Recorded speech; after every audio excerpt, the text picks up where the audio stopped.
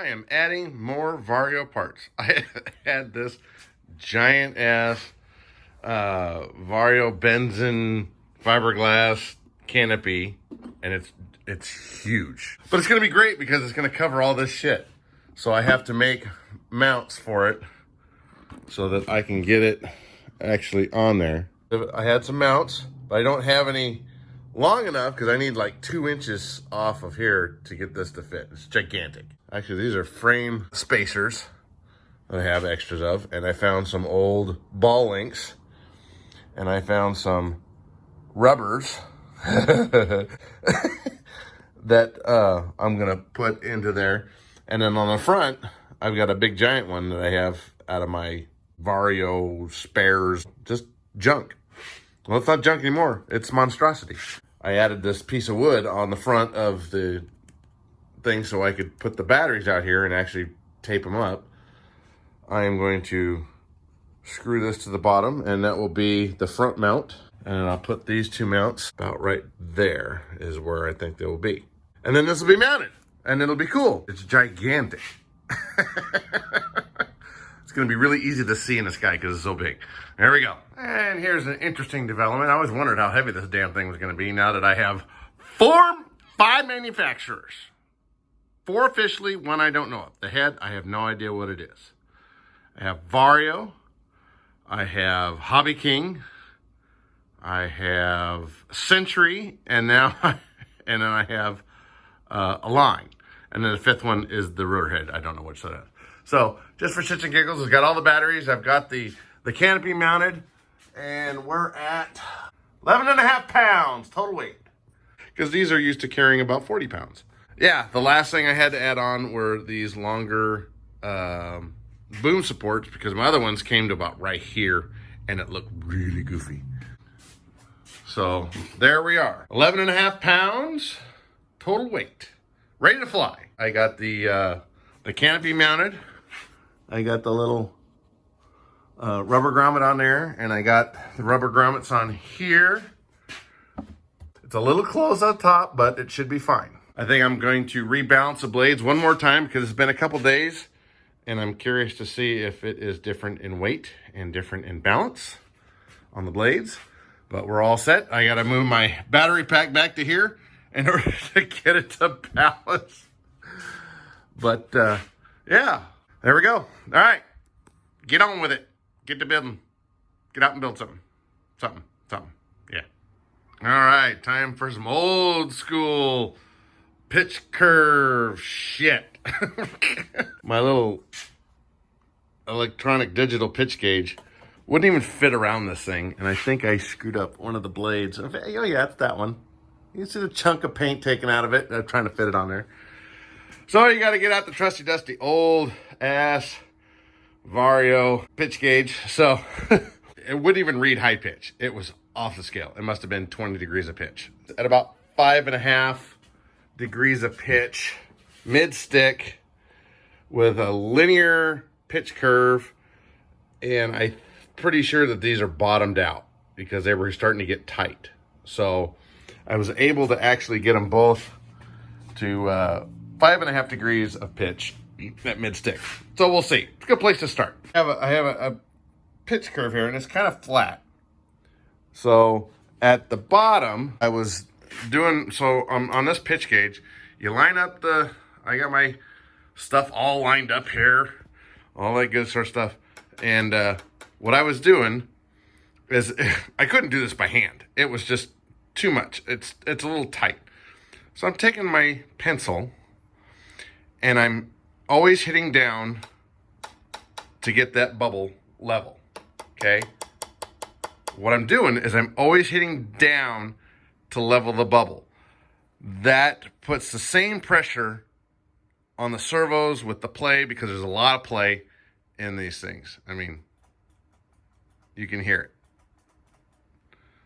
So I wanted to do it the same every time. So I'm always going down, so it actually pushes a little bit of pressure on the same direction of the blade. Trying to get this lined up. Oh, fuck, screwed it up. Okay, I'm gonna go with that.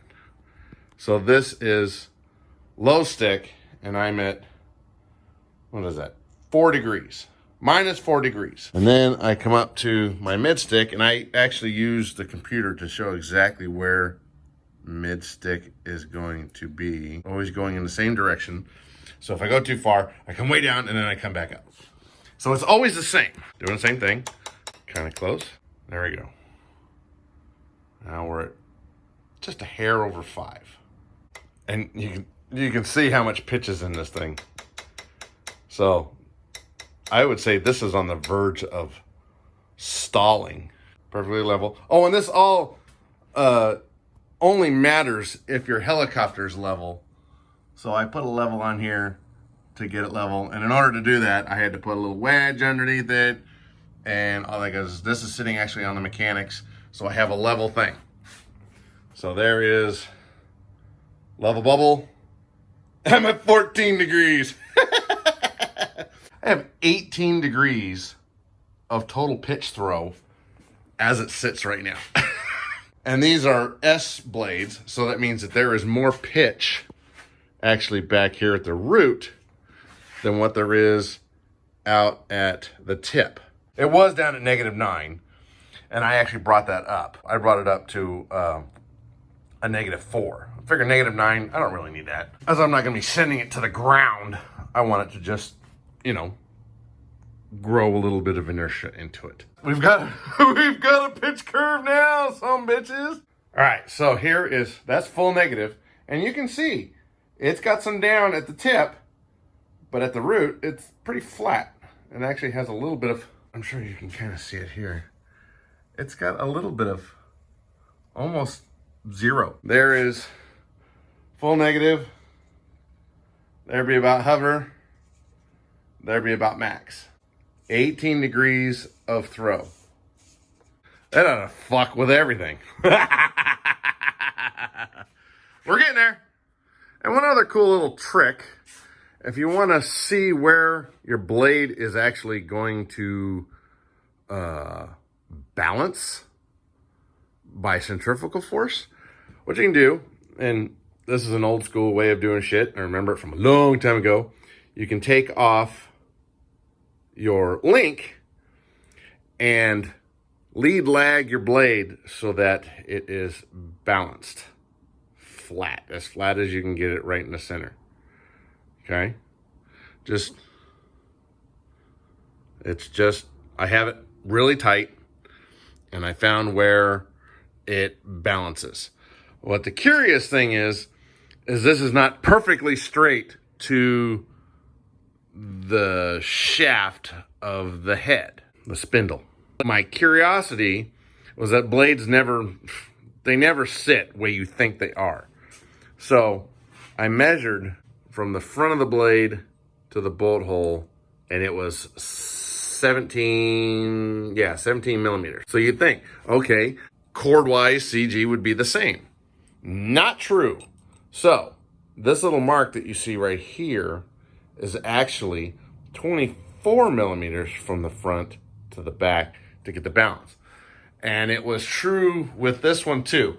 I actually stuck a piece of tape on the end and just had it up so that I could line up the bolt holes on here and see where that actually was. When you look down both of them and they line up, and they were both 24 millimeters from the front to that line when they were both balanced. Kind of interesting little tidbit of information. And for shits and giggles, it's been a couple days since I painted these things and balanced them. So I'm just curious if it has changed any on the weight. And it's gone down, 0.2 of a gram. And this is the other one. And it is 0.4 of a gram heavier. But this is the one I had to balance. So now I'll throw them on the balancer and see if this one needs to be adjusted. All right, got it on the balancer. Let's see where we're at. About 11, 16 on this side. So definitely a change. Oh, and it's probably because I took off that much paint. Now, there we go. That's the reason. So what I'll do now, I'll go through here, take this off, and take a little bit until I get it balanced to where they are exactly the same. About 13 and 13 there too. I took off that much tape. I'm just curious if that took off, what was that, 4/10 of a gram? Okay. 288.6 grams for the original heavy blade. Didn't take off much. So this one's still a heavier blade by, what was it? 4/10 of a gram. 4/10 of a gram difference, but yet these balance statically. Snafu on the rotor head of the Monstrosity. So, y'all know I made this stupid little follower so that I could run straight links to my rotor head and all that good stuff. Not a big deal. Drilled out the thing, thought I was all good, went to go tighten it down, popped it out. I am going to try to fill this hole and then re-tap it, re-drill it, re-tap it. I've got some of this HTS brazing rods, it's fluckless brazing rod. So I've played with this stuff. I've done the can thing. So I'm actually going to see if I can fix this hole. I'm going to fill it up and see if I can't get it to fill and then re-tap and drill. We'll see how that works. I've got my torch. This stuff, you heat the surface up and then you just kind of smear this shit in there. So we'll see how this works.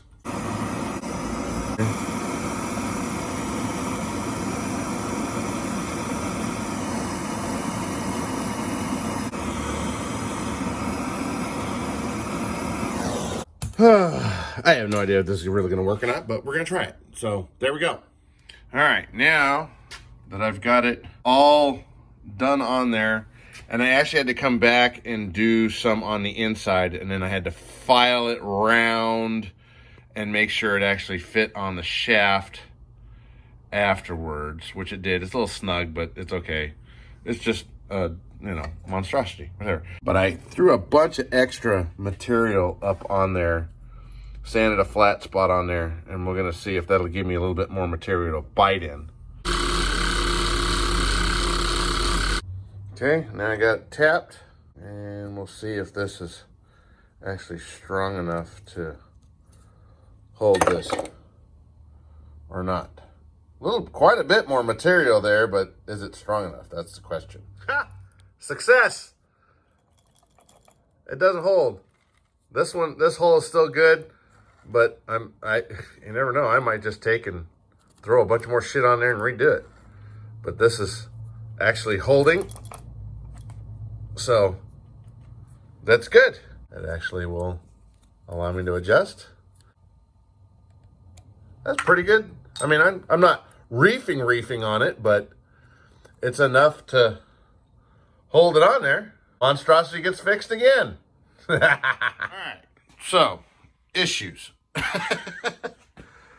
So I went to go tighten it up, and the hole that wasn't stripped with the new hole. So I was like, okay, well, I'll just do the heat stuff on there. And when I did that, it heated it up enough and deformed the hole. I thought I got it, but it didn't. So I went and tried to test it on there. So now I'm doing both sides, both holes, all over again. I have to file it all down again to get it to fit, and then drill and tap the holes. Yeah, Monstrosity. All right, I'm not having much hope for this rotor head because I just spun it up. And it looks like shit. It looks like it's all over the place. If you look at this spot over here, it looks like it is bouncing up and down. So, yeah.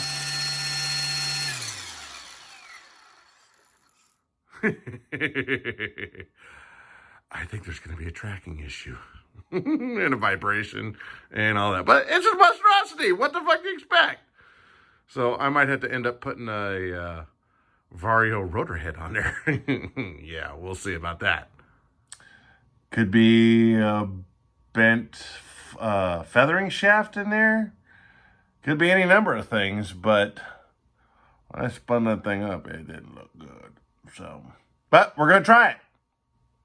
what's the only thing I can do is spool it up and see what it's going to do. So, meh.